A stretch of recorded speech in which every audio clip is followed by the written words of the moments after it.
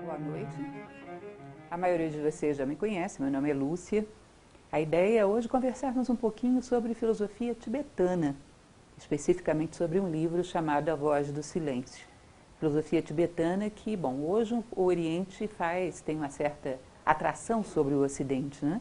A gente começa a querer conhecer um pouco mais, sobretudo filosofia indiana, filosofia chinesa, mas o Tibete ainda é um pouco misterioso. Não só porque a sua literatura é mais escassa, como também até a sua linguagem é mais difícil de se compreender. A gente vai tratar de uma parte muito importante que durante muito tempo se discutiu, se duvidou, houve muita discussão a respeito desse livro, A Voz do Silêncio, para saber se ele era realmente originado no Tibete ou não, porque a escritora Helena Blavatsky sofreu uma forte contestação no século XX. Hoje é um fato. Hoje existem documentos no Tibete, livros públicos, compilações de documentos sagrados como o Kanjiur, o Tanjiur, inclusive depoimentos de lamas altamente graduados que falam a respeito desse documento, que tem no seu nome original, ele se denomina o Livro dos Preceitos de Ouro. É um conjunto de 90 versos que foram transcritos, 37 por Helena Blavatsky. Nós vamos conhecer um pouco do assunto, porque não é longo. Quem tem a curiosidade de conhecer A Voz do Silêncio é um livro curto, porém difícil da gente transmitir numa conferência tão rápida, por ser inclusive muito metafísico. O pensamento do Tibete parece que é tão elevado quanto os Himalaias, onde eles nasceram. E realmente são o teto do mundo, pelo menos filosoficamente e geograficamente também. A Voz do Silêncio é uma preciosidade, tudo bem? Então vamos conhecer um pouquinho. Bonita paisagem, né? Himalaia. Um pouco só, para que a gente se localize geograficamente, o Tibete que hoje foi anexado pela China. Não preciso falar para vocês a respeito de tudo que isso acarretou. De mais de 200 mosteiros, hoje sobram 20 e poucos. 2/3 da população do Tibete é chinesa, implantada lá. Ou seja, praticamente o Tibete foi destruído, atacado duramente nas suas crenças. O Tibete é o que restou do Tibete. O próprio Dalai Lama, que é o sumo sacerdote de uma das formas da filosofia tibetana, que é a escola Gelugpa, hoje mora em Dharamsala, na Índia, por uma questão de sobrevivência. Aliás, o líder da escola Karmapa também saiu, fugiu. Hoje é muito difícil sobreviver com o comando da China, com todas as crenças que tem, que nós não precisamos falar sobre isso. Não é o nosso objetivo, embora desse uma boa palestra. Contar a história do Tibete, toda a tradição que já havia lá, quando chega pela primeira vez o budismo, quando é trazido por Padmasambhava, Marpa, Milarepa, Tsongkhapa. É uma história linda, muito bonita. E as denominações que existem no Tibete, porque a gente olha de longe, acha que é uma coisa só. O Tibete é muito polifacetado, tem várias facetas da religião budista lá. A escola Nyingma, a escola Gelugpa, a escola Karma Kagyu, tem muita coisa lá. Não é tão simples quanto a gente imagina. E o que havia antes, que são as crenças Bonpo, é uma tradição riquíssima. Enfim, e é um território relativamente grande também, de uma elevação muito grande de temperaturas inóspitas, ou seja, um local que de uma certa maneira ficou inacessível para o Ocidente, por muito tempo. Quando vive Helena Blavatsky, que é século XIX, ela nasce em 31, morre em 91, era dificílimo chegar no Tibete. Um ocidental praticamente desistia no meio do caminho, porque ele é isolado naturalmente pela cordilheira, temperaturas difíceis, árido, então era um local que conhecia poucos visitantes europeus. E nós vamos ver que ela penetra aí, passa alguns tempos dentro de um mosteiro, Shigatse, onde vivia o Teshu Lama, e aprende muita coisa e transcreve algumas coisas para uma série de obras que talvez alguns de vocês já tenham ouvido falar, a Doutrina Secreta, A Voz do Silêncio, são algumas das obras que estão transcritas dos livros sagrados tibetanos. É um povo que, como tem que viver em situação muito inóspita, eles têm uma maneira um pouco, digamos assim, lacônica, é que se pode dizer isso. Se expressam de uma maneira, acostumados com uma vida muito árida, enquanto que o Ocidente fala mais, usa mais palavras, o tibetano é muito seco na sua expressão. Isso faz, às vezes, com que fique mais difícil ainda entender a tradição tibetana para um ocidental. Então, vocês vão perceber que uma coisa foi os europeus pisarem no Tibete, fisicamente. Outra coisa foi entenderem o Tibete, que é um processo que não acabou até hoje. E não sei quando acaba, porque é uma filosofia realmente difícil de entender. Nesse sentido, Helena Blavatsky fez um favor enorme para a gente, de ter ido lá e ter trazido muita coisa transcrito, uma linguagem que dá para a gente entender, mais ou menos, né? Pelo menos em parte dá para a gente entender. Então, nós vamos conhecer hoje um pouco da voz do silêncio. Trouxe para vocês esse esquema que eu achei interessante, onde se mostra um pouco do pensamento que não é só tibetano. Vocês vão ver que isso é mais ou menos universal. Considera-se, em povos como o Tibete, o Egito pensava assim, a Grécia dos mistérios órficos pensava assim, que o homem avança em direção ao conhecimento através de 3 degraus. Um primeiro que seria um degrau onde, através de mitos, através de símbolos, ele se coloca em relação com a existência do divino. Temos um lugarzinho aqui, não muito bom, mas ainda tem. E mais um aqui. E mais uma lá no fundo também tem. Se você preferir ficar lá no fundo, talvez seja melhor, né? Fica de frente. Então entendam isso.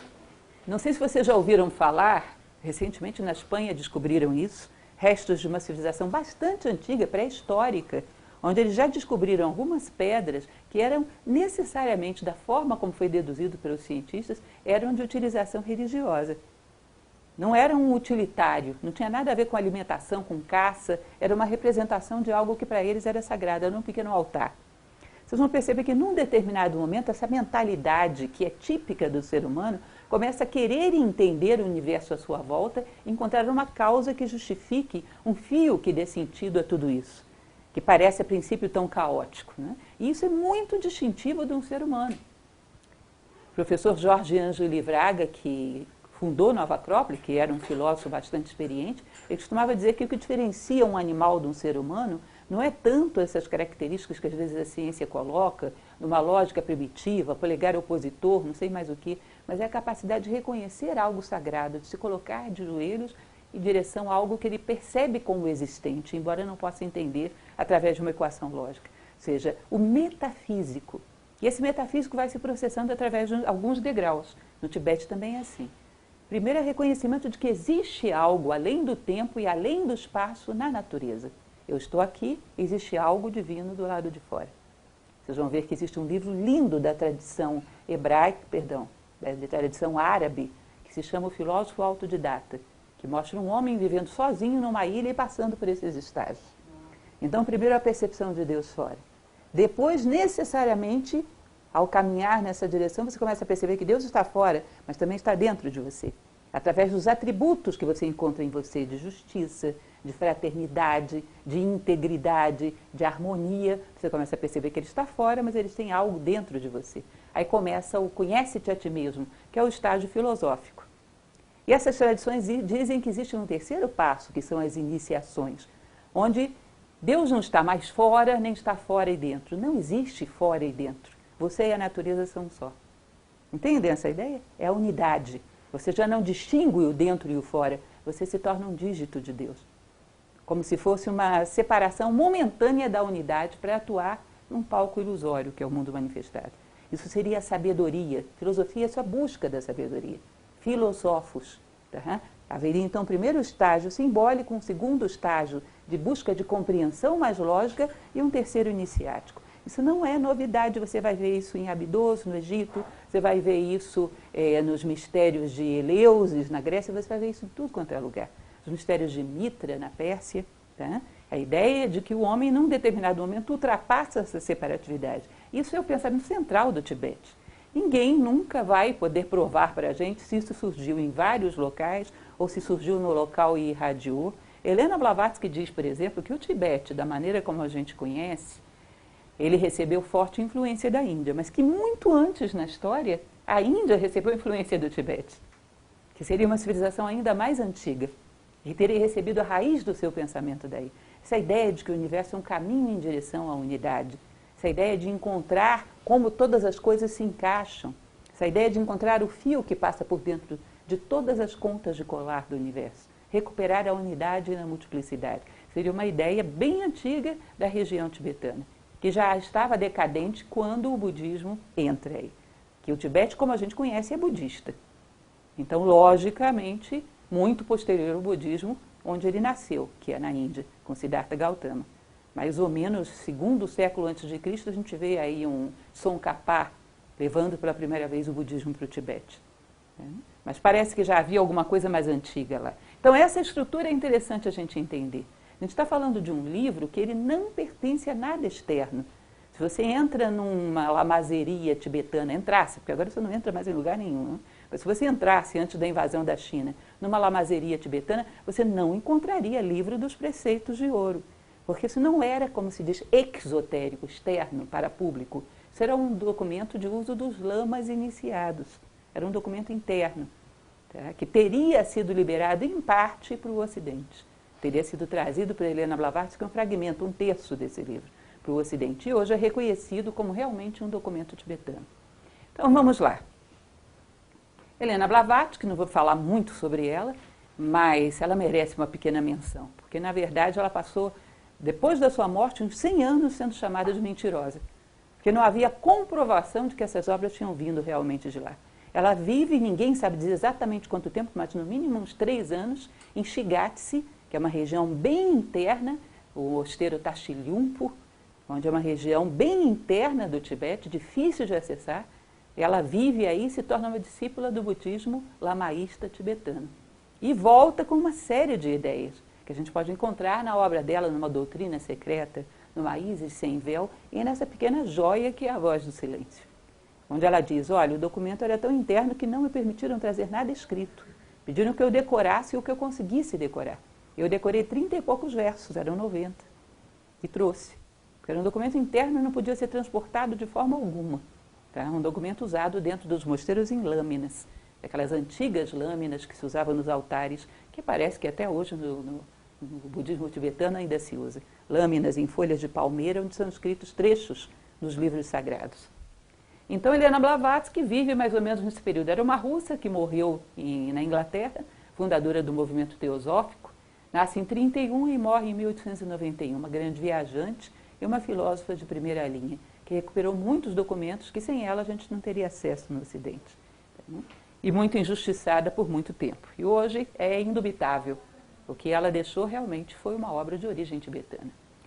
Esses livros tibetanos de Kyuté, que ela consulta, que era uma biblioteca interna do mosteiro de Shigatse, ele é composto de 35 volumes externos, que estavam abertos ao público, e 14 internos, só para uso dos lamas, que eram comentários muito antigos. Do primeiro desses comentários, ela faz a doutrina secreta, que são as instâncias de Dzyan. E de uma outra parte desses comentários, ela tira os versos do livro de Preceitos de Ouro, que vocês vão ver que mais tarde vem à tona, através de uma outra teósofa, Mabel Collins, um pedacinho mais desse livro, que é A Luz do Caminho. É a continuação do mesmo livro dos Preceitos de Ouro. E graças às duas a gente tem algum contato com esse documento, que ainda hoje, mesmo com o budismo da forma como está, praticamente refugiado na Índia, porque os grandes líderes tibetanos fugiram, não tiveram como sobreviver, mas ainda hoje esse documento não veio a público. Mas quando você pega um documento que sim, existe para público, que é o Kanjur e o Tanjur, que são grandes compilações de livros sagrados tibetanos antigos, eles fazem menção, e hoje isso se conhece muito bem, fazem menção constante aos livros de Kyuté, fazem menção ao livro dos Preceitos de Ouro. Como é uma coisa desagradável a gente olhar para trás e ver a quantidade de pessoas que negaram e ofenderam alguém que estava falando a verdade. Os preconceitos da humanidade. Tomara que a gente não volte a fazer isso em relação ao futuro, né? Fechar as portas para algo que não conhece. Porque Helena Blavatsky foi ofendida de todas as formas e hoje é a prova de que ela falava a verdade. Então, esses livros, que são Kanjur e o Tanjur, não existem, até onde eu saiba, em português, existem versões livres na internet em inglês, dificílimos, você não entende muito, mas eles são abertos para público e citam esses documentos de que Helena Blavatsky fala, inclusive, há frases inteiras da Voz do Silêncio lá dentro. Ipsis literis, exatamente como está no livro de Helena Blavatsky, ou seja, não há mais como ninguém negar. Tá? Então, nós vamos conhecer um pouquinho desse livro. Eu gostaria de mostrar para vocês. Está aí, o livro dos Preceitos de Ouro. Helena Blavatsky fez A Voz do Silêncio, Mabel Collins fez A Luz no Caminho. A Luz do Caminho também é uma preciosidade, são livros de uma beleza que vocês não fazem ideia, são poesias. Tá? Poesias mistéricas, complexas de entender, mas o tipo de livro que vocês vão fazer uma constatação muito interessante. Leiam hoje. Se vocês aqui há 10 anos tiverem crescido do ponto de vista de consciência, vocês vão ler o mesmo livro e não vai ser o mesmo livro. Esse tipo de livro tem essa característica. Você tem que marcar para você ter certeza que é o mesmo, porque senão você não acredita. Extremamente simbólico e à medida que você vai abrindo portas dentro, ele vai te dando acessos mais profundos. Muito interessante. Tá? Então, recomendo ambos, dos livros pequenos e maravilhosos. Inclusive, eu costumo falar com os meus alunos que hoje existe quem publique listas dos 100 livros que você não pode deixar de ler antes de morrer. Eu ainda tenho que publicar minha própria lista, porque quando eu vejo essas listas, eu não vejo nada que vale a pena você esperar morrer depois. Pouca coisa, não nada, mas pouca coisa. Livros como esses, por exemplo, você não vai encontrar em nenhuma dessas listas, que são obras obrigatórias. Então, A Voz do Silêncio, e eu trouxe para vocês alguns versos, para que a gente entenda a base. Vocês vão perceber que tem certas coisas que são sinônimo da Voz do Silêncio. A ideia da heresia, da separatividade, que nós vamos ver. A ideia das 3 salas. Para quem conhece, por exemplo, o mito da caverna de Platão, as 3 salas são uma versão tibetana do mito da caverna. Ainda bem que a gente tem o mito da caverna para nos ajudar a entender, porque senão não entenderíamos. Vocês vão ver a ideia da dor sagrada e da dor eficiente, da dor inteligente. São coisas que são muito... A superação da separatividade, o encontro da unidade. Isso é basicamente um resumo das ideias principais da filosofia tibetana. Mas expostas com uma beleza, fiz questão de trazer algumas frases para vocês conhecerem, saberem mais ou menos como eles se expressam. Quando para si mesma, sua própria forma te parecer irreal, tal qual são ao despertar todas as formas vistas em sonhos, quando houver cessado de ouvir os muitos, poderá discernir o um. Isso é uma coisa que vocês vão ver em Aristóteles. Aristóteles, ele fala uma coisa muito parecida com isso, que o despertar da filosofia é esgotamento. Quando você olha para as coisas à tua volta e percebe que elas são meio irreais, muito repetitivas, que a realidade não está fora de você, está dentro. Não sei se vocês já tiveram essa ilusão. Quando eu era adolescente, eu pensava assim, que existia algum lugar no mundo tão maravilhoso, onde havia coisas fantásticas para se ver. Aí eu sonhava em sair viajando pelo mundo para encontrar esse local. Felizmente, encontrei a filosofia antes de começar a viajar, porque eu ia ficar muito desapontada.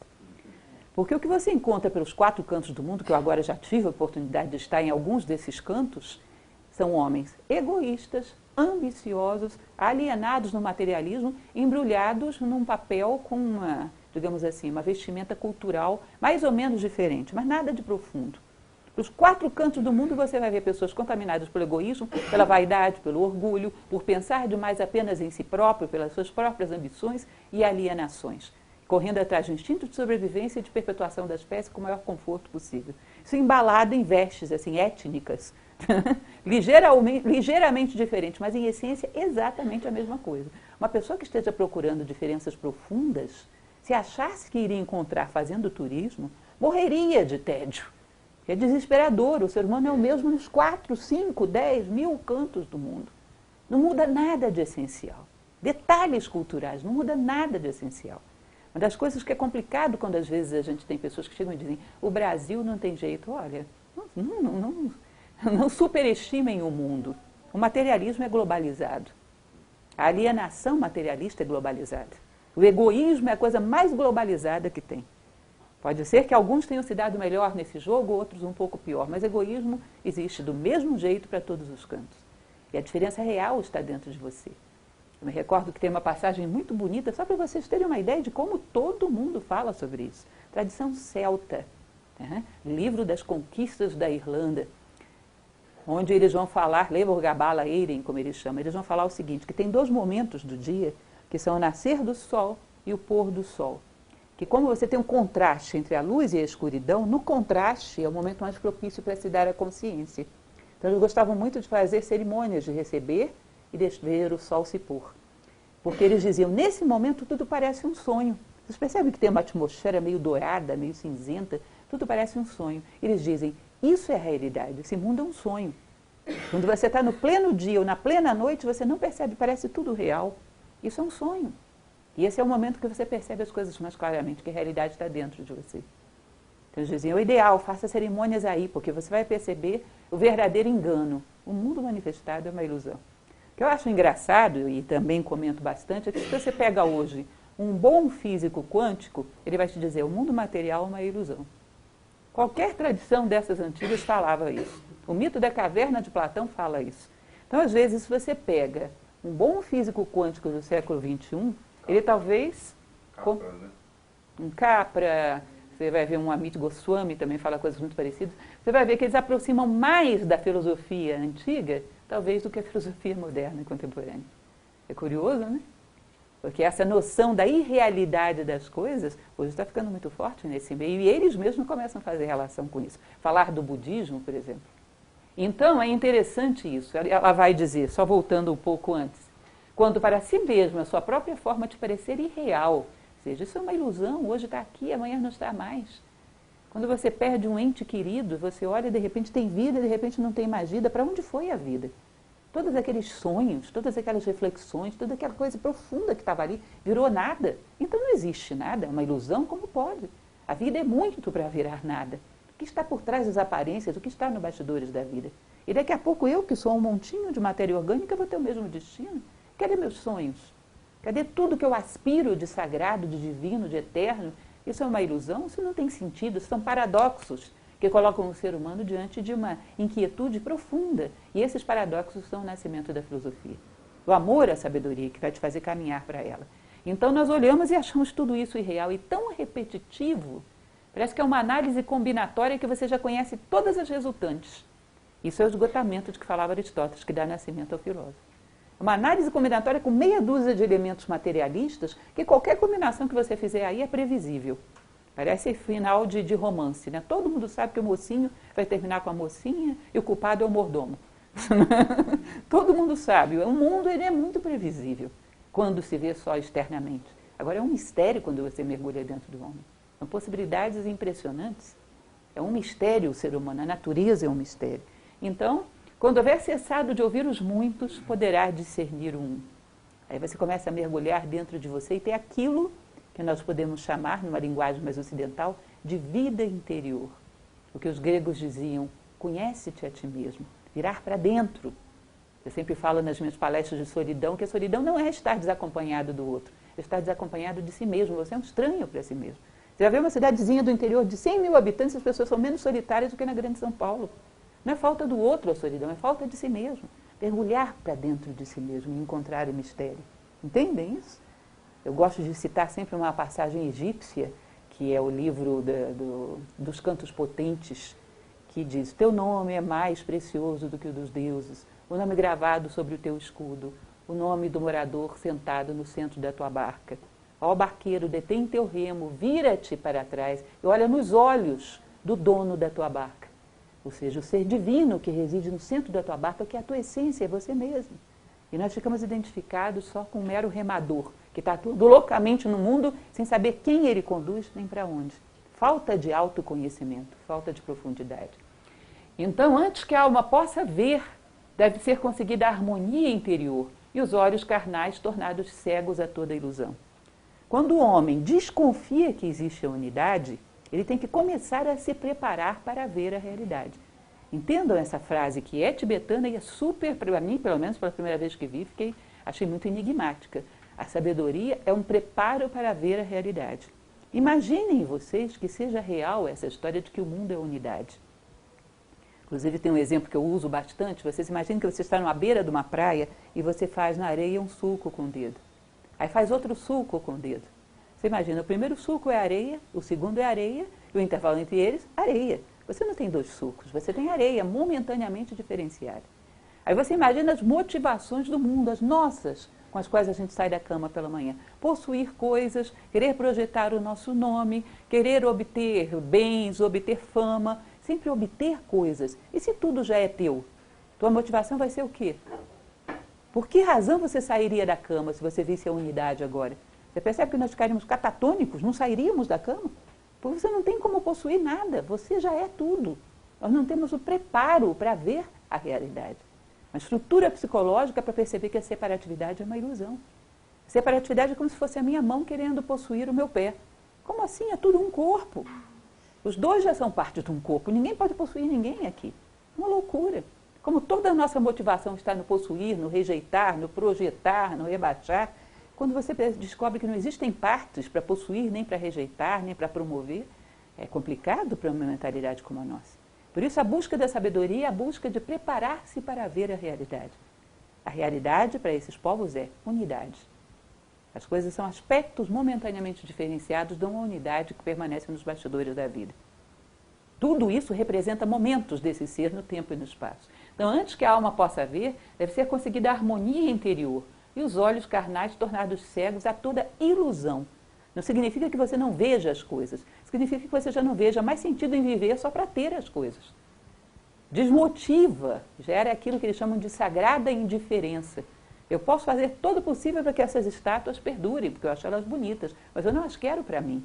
Quero que elas estejam no lugar que for melhor para elas, onde elas puderem decorar, onde elas puderem ser vistas. Eu estou falando isso como exemplo, gente, não estou dizendo que eu sou assim, não me entendam mal. Eu estou como vocês buscando. Tá? Mas imaginem esse tipo de mentalidade num ser humano. Eu atuo da melhor maneira possível no palco da vida. Eu sou um bom ator, mas eu sei que eu não sou esse personagem. Eu sei que eu sou um ator que está lá nos bastidores. Isso aqui é um personagem. E como eu aceitei vir para o palco da vida, eu faço bem o meu papel. Mas eu sei que nada aqui é real. As pessoas que sabem que as coisas não são reais, não desejam possuí-las, são as que mais respeitam as coisas. Respeito vem de respícia, de saber ver. Você vê por trás de cada coisa um episódio do divino, como em você. Quando não deseja as coisas, não pense que você as trata pior. Você as trata melhor. Porque respeita as coisas por elas mesmas e não pelo que elas podem te servir. Porque quando vemos as coisas através do nosso interesse, se elas não servem mais, lixo. E somos uns grandes predadores, não é? Cometemos desperdícios constantes, desrespeitamos toda a natureza como se tudo estivesse à nossa disposição. Então, aquele que sabe ver por trás das coisas materiais o que elas têm de divino, as respeita mais. Mas materialmente não as deseja. E vocês vão ver que o desejo está na fonte de todo o sofrimento.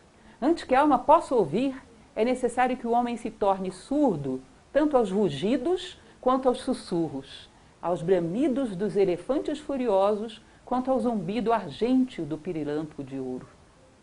Isso também é muito comum, tradição indiana, todo canto, ou seja, você tem um centro, que é o equilíbrio do ser humano, como se fosse um triângulo.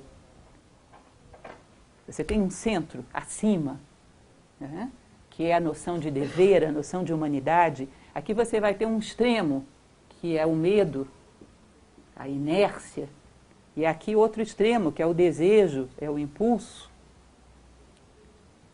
O medo vai ser estimulado por esse bramido dos elefantes furiosos. Quando você confronta as forças da natureza que tentam te deter no teu caminho, elas vão te amedrontar, vão parecer bramidos do elefante furioso. Não pensem que essas forças da natureza estão contra você. Elas não são pessoais, elas são obstáculos para que você, superando, fortaleça a tua vontade, conquiste a tua identidade. Eu me recordo, sempre brinco com os meus alunos e falo sobre a minha avó. Minha avó era uma senhora super humilde.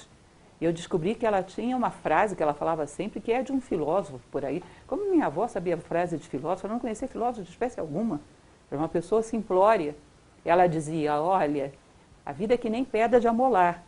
Ou ela te afia ou ela te desgasta. Depende se você é faca boa ou faca ruim.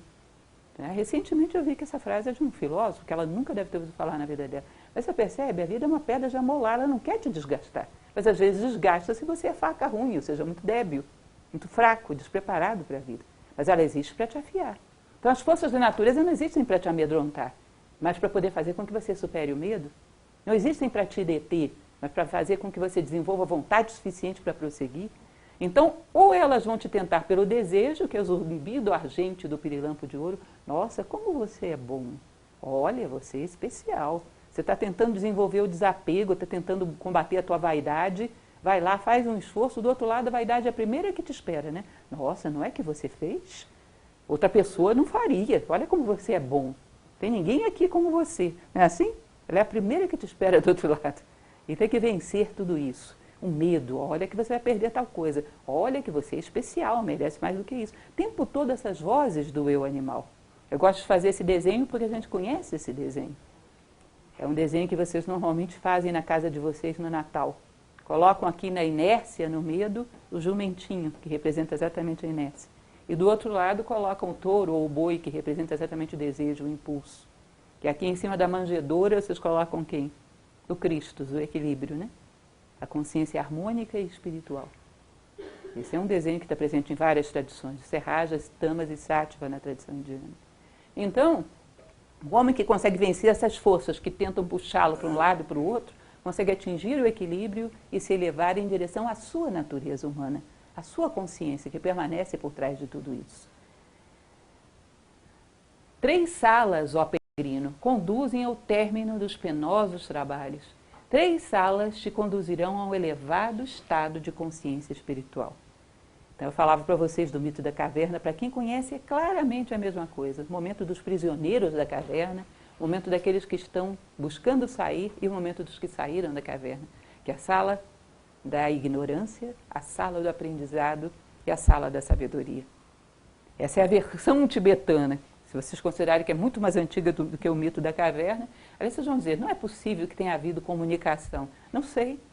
Se vocês pegarem, por exemplo, um Hércules, até Cícero reconhecia que o Hércules, o Héracles grego, era Balarama da Índia, irmão de Krishna. É a mesma figura. Veio muito mais coisa da Índia para a Grécia do que vocês imaginam. E vocês acham que já não vinha coisas do Tibete para a Índia? Muito provável. Então, quais foram as comunicações e trocas de ideias pelo mundo antigo? A gente não pode afirmar nem negar, sem correr o risco de cometer injustiças. Então, o nome da terceira sala é sabedoria, o nome da primeira sala é ignorância, o nome da segunda sala é instrução. Primeira sala é aquela onde o homem busca simplesmente aqueles 2 instintos que eu falava para vocês, sobreviver e procriar com o maior conforto possível. Então, a mente é utilizada como meio para um fim que é animal. Sobreviver e procriar é o que qualquer animal, até uma ameba, é a finalidade de vida de uma ameba.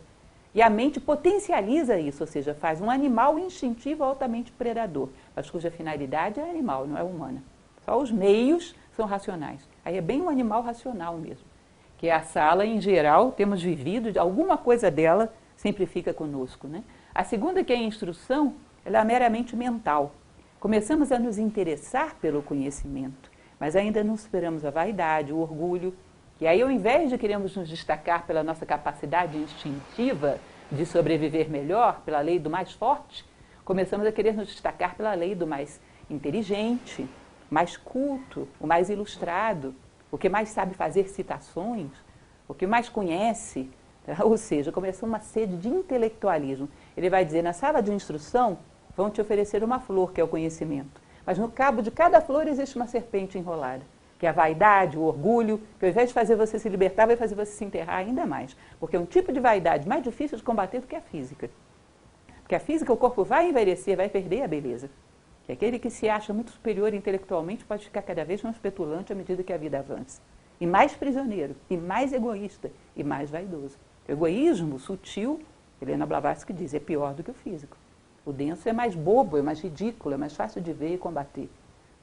E a terceira, que é a sala da sabedoria, onde o homem já não dá um passo que não seja motivado por uma ideia, compaixão, fraternidade, humanidade, compromisso com a humanidade.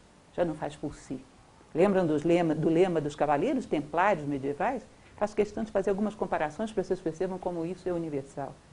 Os templários tinham um lema que dizia, nada para nós, Senhor, nada para nós, mas tudo para a glória do teu nome. Ou seja, quando eu começo a fazer as coisas por um verdadeiro sentido de unidade, sem querer deixar para trás nenhum pedaço dessa unidade. Não faço para me aliviar de dores, não faço para me destacar, não faço para me nada. É altruísmo, é pelo outro, não é autoajuda. O conhecimento não é autoajuda, é ajuda ao outro. É um compromisso cada vez maior com a humanidade. E esse é um dos pontos mais fortes aqui da Voz do Silêncio. Tá? Então, se queres cruzar segura a primeira sala, faz com que tua mente não tome por luz do sol da vida os fogos da luxúria e dos desejos que ali ardem. Ou seja, é a mentalidade mais grosseira, a sala da ignorância. Simplesmente querer se destacar pelo ter físico, por uma vaidade física, por desejos muito instintivos. A segunda é pior de libertar. Na sala da instrução, tua alma achará as flores da vida, mas debaixo de cada flor há uma serpente. Não procure teu guru nessas regiões maiávicas. Maia é ilusão, essas regiões ilusórias. É interessante vocês verem e falar, não procure teu guru aí. Significa que em algum momento você tem que encontrar um mestre que te instrua. E tem um passo a mais de sabedoria do que você. Mas esse não é o momento. Não procure aquele que tem a quantidade de informações. Esse só vai te levar na mesma direção que ele está indo. Procure alguém que tenha profundidade, verticalidade e não quantidade. Esse não vai te acrescentar nada, só peso. Um peso que é morto quando você tem que confrontar problemas da vida. O intelectual não responde melhor aos problemas da vida do que um homem inculto. Às vezes até o homem simples do campo sabe encontrar respostas melhores. Tá? Então não procure o teu guru nessas regiões maiávicas. Se através da sala da sabedoria pretendes alcançar a bem-aventurança, fecha completamente seus sentidos para a grande heresia da separatividade, que te afasta dos demais. Aí eles são peremptórios, decisivos. A heresia da separatividade é a causa de todos os problemas do homem. Nós poderíamos transferir isso um pouco para uma ideia mais ocidental, uma palavra mais conhecida por nós, que é o egoísmo. E eu sempre desafio vocês a isso. Que me mostrem um problema social, econômico, político, de qualquer natureza, que afete o homem, que o egoísmo não esteja escondido por trás. Familiar, individual, ou de quem vocês quiserem. Procure. Eu nunca achei. Nunca conseguiam achar um problema que não tivesse o egoísmo por trás. Nunca. Eles dizem, a heresia da separatividade faz com que eu pense que ela é uma e eu sou outro e tenho um não ser no meio. O que eu faço não tem diretamente a ver com ela. Eu posso ganhar e ela perder. Se eu roubo a bolsa dela, por exemplo, ela perde e eu ganho. Aí nasce a violência. Se eu roubo o cargo dela, eu sou promovida e ela é rebaixada. Aí nasce o oportunismo, a esperteza, a luta do homem contra o homem como lobo do homem. Ou seja, todos os elementos que causam conflito, perda da convivência, perda de princípios, nascem de eu achar que ela é uma e eu sou outra. E o que eu faço com ela não me afeta. Que aquele que venceu a heresia da separatividade sabe que quando um único ser humano cai num buraco, algo de nós vai com ele. Quando um único homem se eleva, algo de nós subiu com ele. Um ser humano, quando você lê no jornal que cometeu um crime atroz do outro lado do mundo, é um ser que um dia a gente vai ter que ir lá resgatar. E vamos ter que lutar para ser melhores também por ele. Porque a humanidade é uma, saibamos ou não.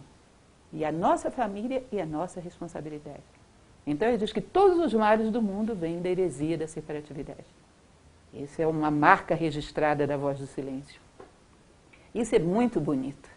Percebam a sutileza. Abandona a tua vida, vezinho minúsculo, se queres viver.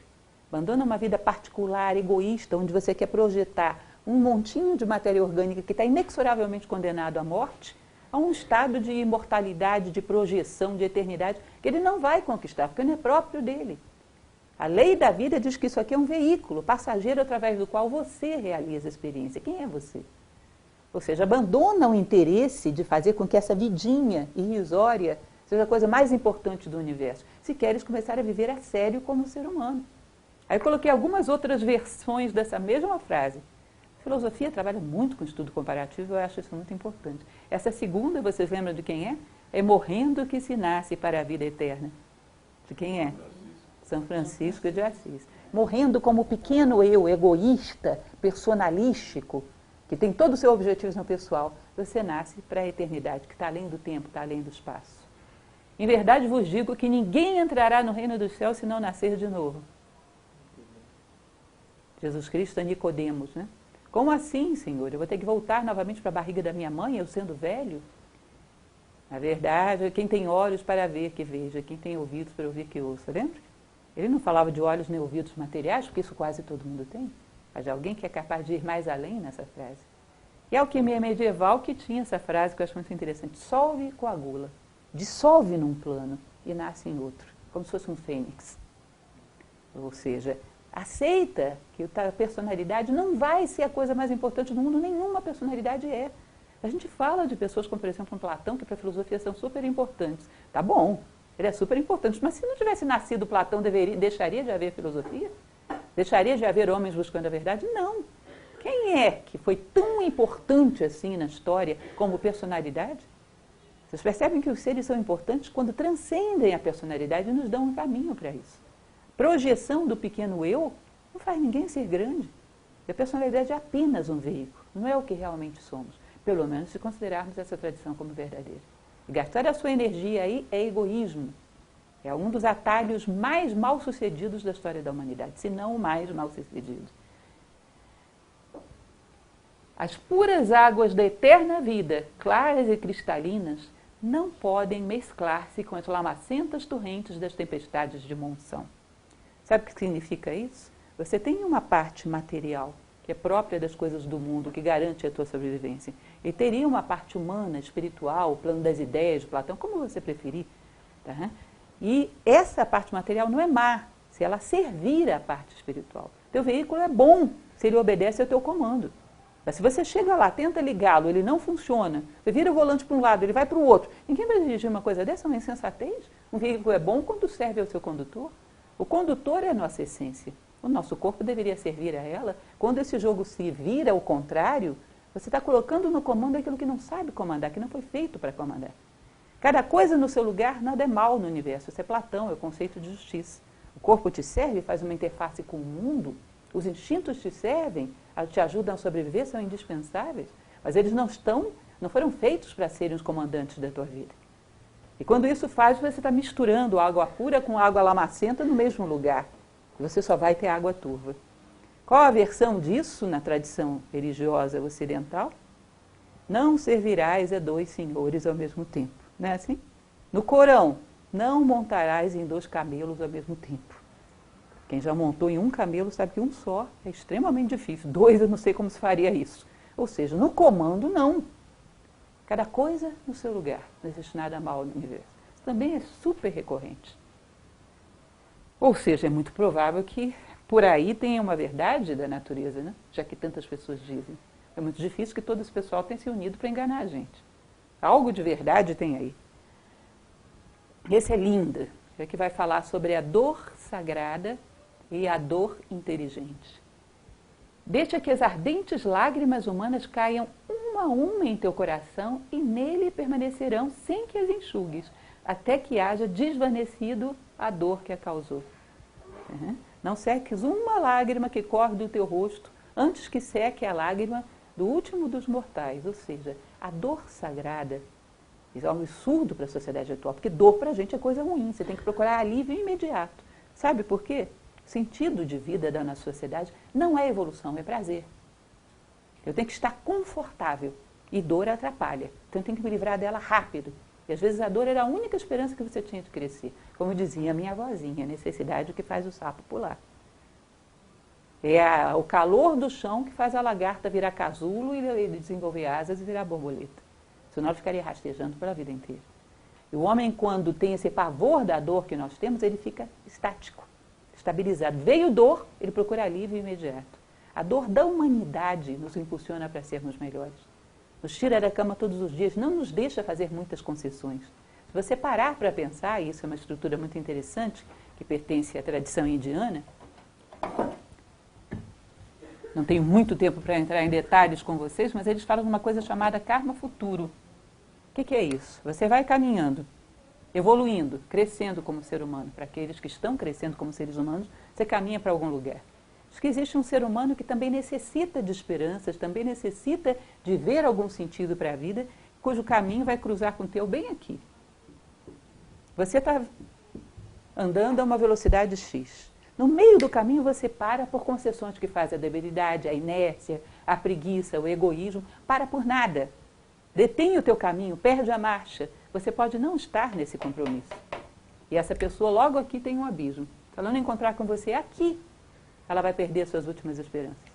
E você abriu mão de estar lá por uma concessão a uma debilidade, que não merecia. Então, essa é uma tradição que vem da Índia, que é bem interessante. O karma futuro significa, se eu não me comprometer de crescer como posso e como devo, vou faltar a um compromisso com o futuro. Alguém vai estar à minha espera e eu não estarei lá. As esperanças de alguém vão morrer. Isso é muito importante entender. Então, diz que você não pode deixar de ter essa dose de dor. Porque se você faça esse exercício, eu já fiz várias vezes, de lutar contra a preguiça de manhã na cama, usando recursos pessoais. Ah, vai lá, você se comprometeu. Tá, que isso? Comprometeu tanto assim, não? Ninguém precisa de você. Ah, mas fulano está te esperando. Tá, não, fulano chamou outra pessoa, não vai nem sentir tua falta. Você não consegue tirar o corpo da cama com argumentos egoístas. Aí diz, eu estou pagando por essa concessão com uma única moeda, dor da humanidade. Você vai ver que a tua consciência te joga para fora da cama. Não, esse preço eu não pago, não é digno. Eu não aceito. Pelo menos se tem uma mentalidade filosófica, não vai aceitar. Esse preço não é digno, eu não aceito. Ou seja, essa dor sagrada te puxa para frente. Ela não pode deixar de existir, nem num dia da tua vida. Senão você se detém. É a dor da compaixão, a dor da fraternidade, que é aquilo que te faz humano. Agora, ela tem que ser também inteligente, ou seja, ela tem que atuar desvanecendo a dor que a causou. Ou seja, você não dá um paliativo para a dor alheia. Porque isso faz com que a pessoa fique dependente de você e não cresça. Você vai à fonte da dor.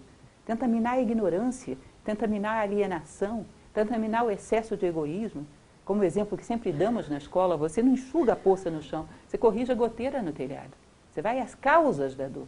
Isso é interessante porque quando a gente diz, fazemos voluntariado social através da filosofia, do ensino de filosofia, as pessoas dizem, mas isso é voluntariado social? Voluntariado social é você pegar comida, levar numa comunidade carente. Tá bom, eu também acho que isso é bom. Mas não esqueçam, a causa da miséria não vem da falta de comida, vem da falta de valores.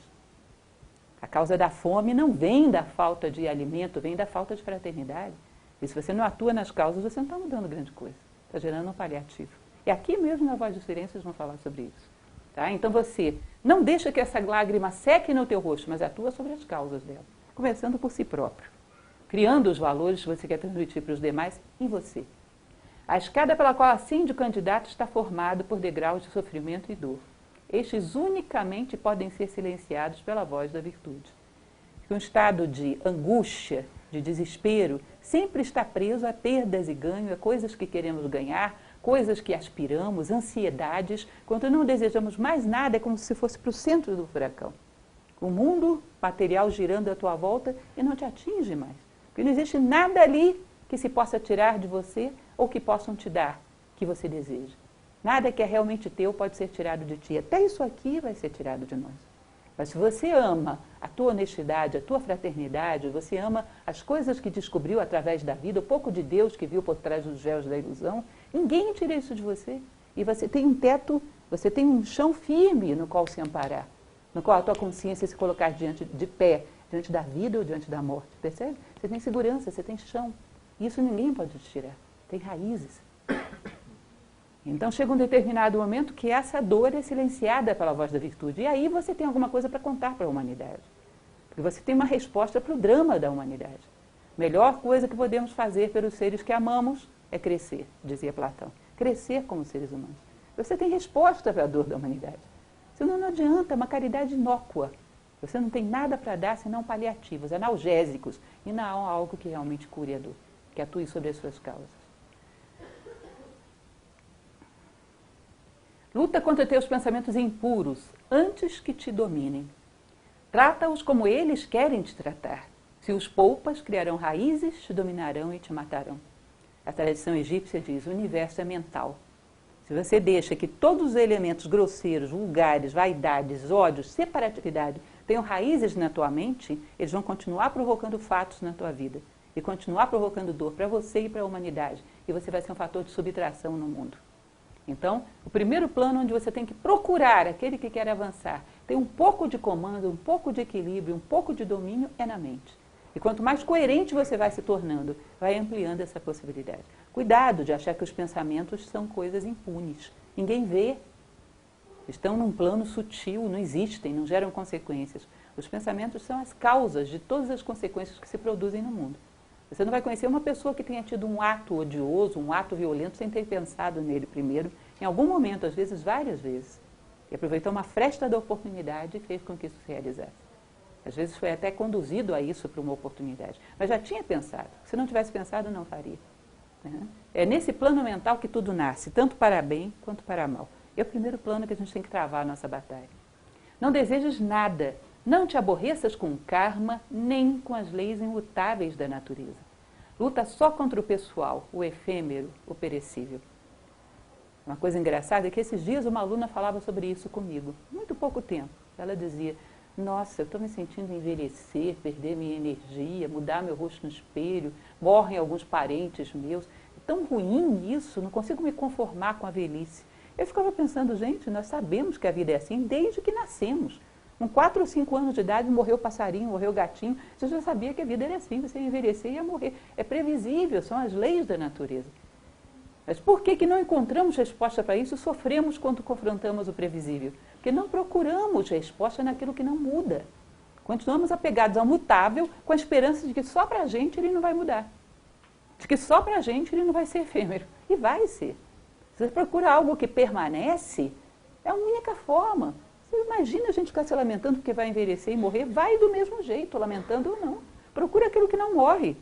É a única coisa que pode te de dar algum alento diante da perda de entes queridos, diante do envelhecimento do nosso próprio corpo. Não tem outra saída. Ajuda a natureza e coopera com ela, e a natureza ter-te-á por um de seus criadores e se tornará obediente. A partir do momento em que nós trabalhamos não como criação, mas como parte do Criador, como mente pura, que não quer outra coisa que não a unidade e o bem, é como se nós e a unidade que criou o universo manifestado fôssemos uma coisa só. Temos um status de criadores, e aí começamos a fazer história. Mais uma vez, o professor Jorge Ângelo Livraga, que é o criador de Nova Acrópole, tem uma frase que eu acho muito interessante, que diz que o homem indivíduo, o homem que se descobre a si mesmo, que é esse, que coopera com a natureza, ele escreve a história. O homem massa normalmente nem a lê.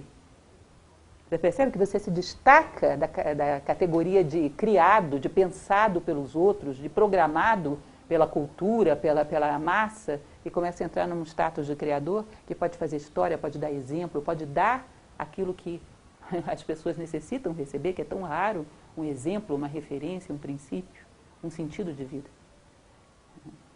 Você se destaca da natureza e ela começa a te servir. Jung também fala muito sobre isso no conceito de sincronicidade. Mesmo a ignorância é preferível à erudição da cabeça sem a sabedoria da alma para iluminar e guiar. Não é legal isso? Isso Sócrates dizia, só é útil o conhecimento que nos torna melhores. Platão, é preferível a ignorância absoluta do que o conhecimento em mãos inadequadas.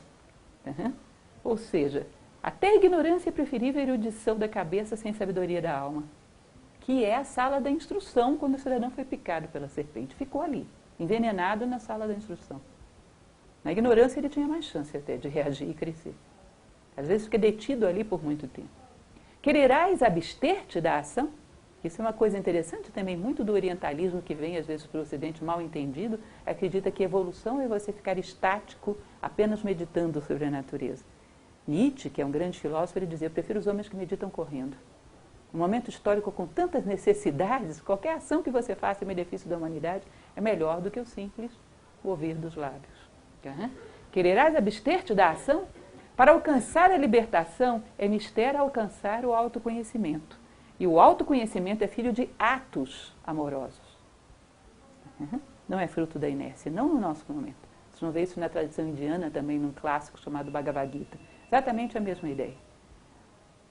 Os alquimistas tinham uma máxima que dizia, ora e labora e invenes. Ou seja, ora e trabalha e descobrirás. Esse é o processo. Dá luz e conforto ao fatigado peregrino e busca o que sabe menos que tu, que em sua mísera desolação está faminto pelo pão da sabedoria, sem um instrutor, esperança ou consolação. Falo ouvir a lei. Mais uma vez me lembra o mito da caverna, quando Platão fala que o homem sábio é aquele que vê as coisas iluminadas pela luz do sol, que é a ideia do bem, que é a grande lei do universo. É o que os indianos chamam de Dharma, é o braço de Deus estendido sobre o cosmos. O centro do mundo já não é a minha personalidade com os interessezinhos dela. O centro do mundo é a coluna da lei do universo, é o Dharma. E eu sirvo a isso. Platão diz que essa linha divisória do amor humano, quando você para de olhar para as coisas e pergunta para que isso me serve? Quando você começa a olhar para as coisas e pergunta como eu posso servir a isso? Ou seja, faz com que essa pessoa saia da alienação de servir ao seu egoísmo e veja o centro.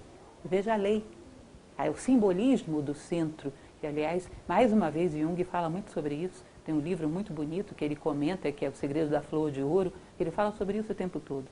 Encontrar o centro do universo, todas as coisas giram em torno de um centro, que é a sua identidade mais profunda, que ele dá sentido, e servem a isso. Assim é no sistema solar, assim é na constelação, assim é nos ninhos de galáxias, tudo gira em torno de um centro, o homem tem um centro.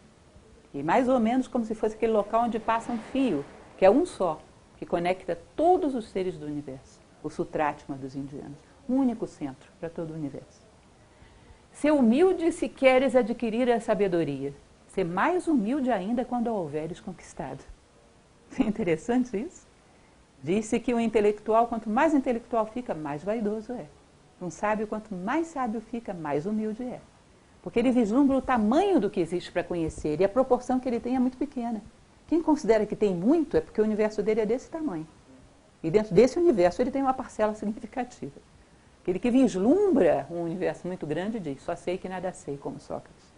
É real que ele sabia uma parcela insignificante dentro do todo.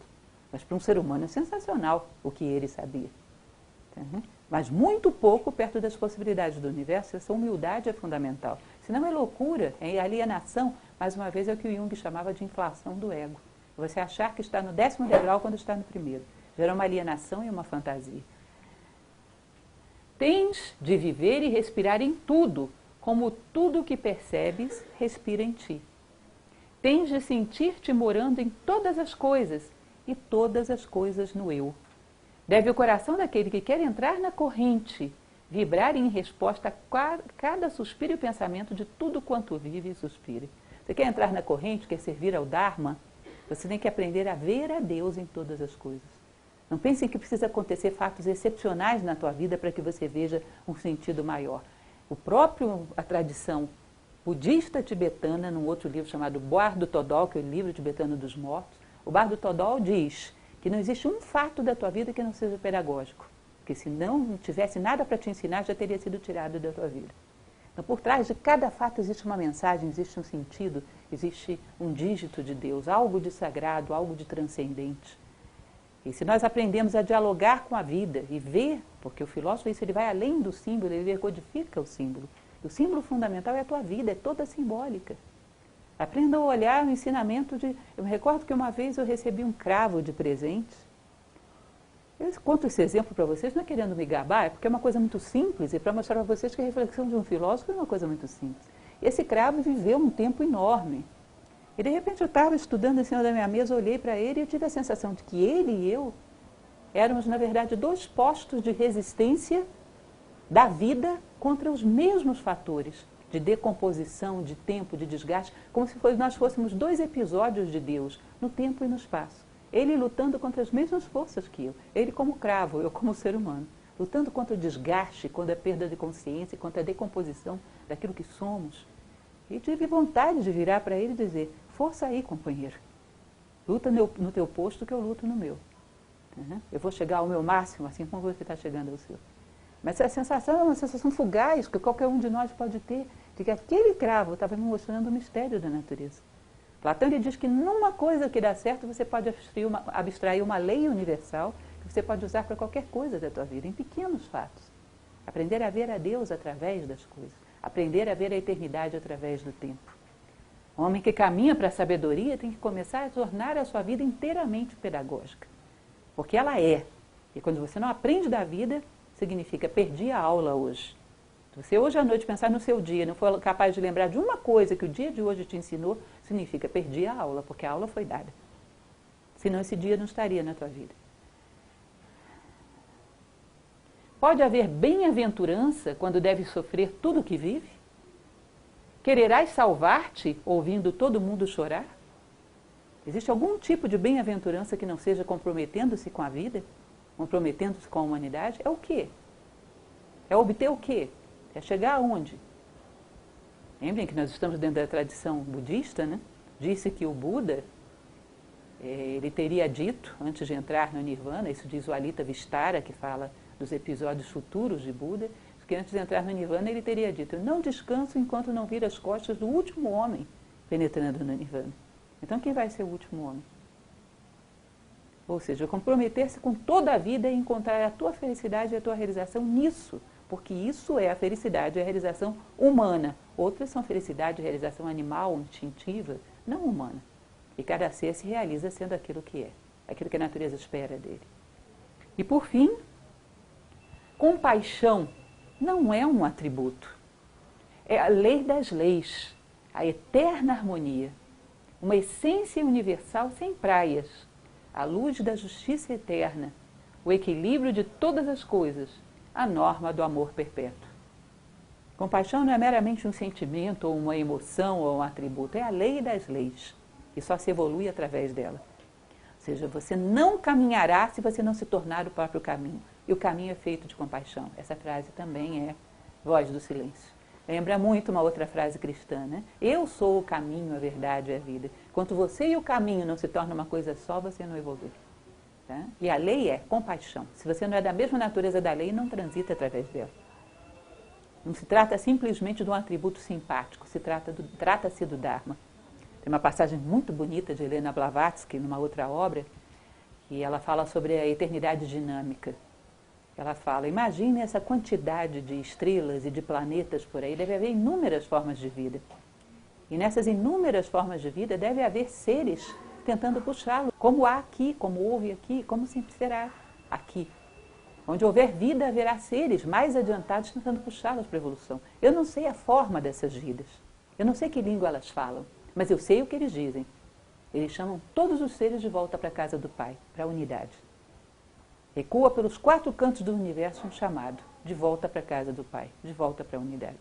Se nós considerarmos que o nosso destino é em direção à unidade, o sentimento é esse, é compaixão, é fraternidade.